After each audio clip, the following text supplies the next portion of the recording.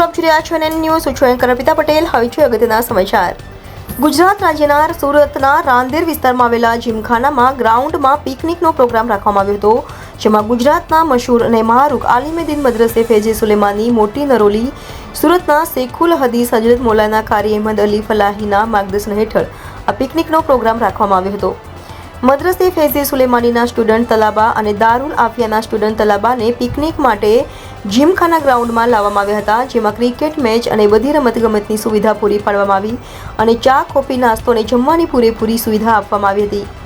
જેમાં દારુલ આફિયા બરોડાના તલાબા, મૂંગા બહેરા અને અંધ બાળકોના મોહતમીમ હિદાયતભાઈએ જાતે બધા જને સાથે ઊભા રાખીને બધી રમતગમતનો એન્જોયમેન્ટ કરાયો હતો. ત્યારબાદ બધા સ્ટુડન્ટોને અલગ અલગ હદીઓ ઇનામ આપવામાં આવ્યા હતા. આ પ્રોગ્રામમાં મહત્વનું યોગદાન આપનાર હાજી જુનેદ સાબટીન અને હાજી જુનેદ ઓરાવાલા, સલમાનભાઈ, જાવેદભાઈ મોસાણા, ઇમ્તિયાઝભાઈ, એઝાઝભાઈ અને સુરતના મહાનુભાવોએ ખૂબ સારી રીતે ખિદમતને અંજામ આપ્યો હતો.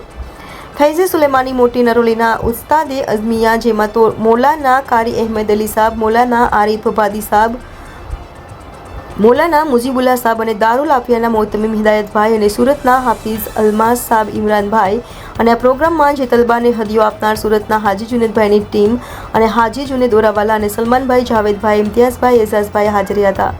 પ્રોગ્રામ બાદ કારી અહેમદ અલી સાહેબે દુઆ કરી પ્રોગ્રામ સમાપ્ત કર્યો હતો. Reporter Solbhai Ghachi, NN news.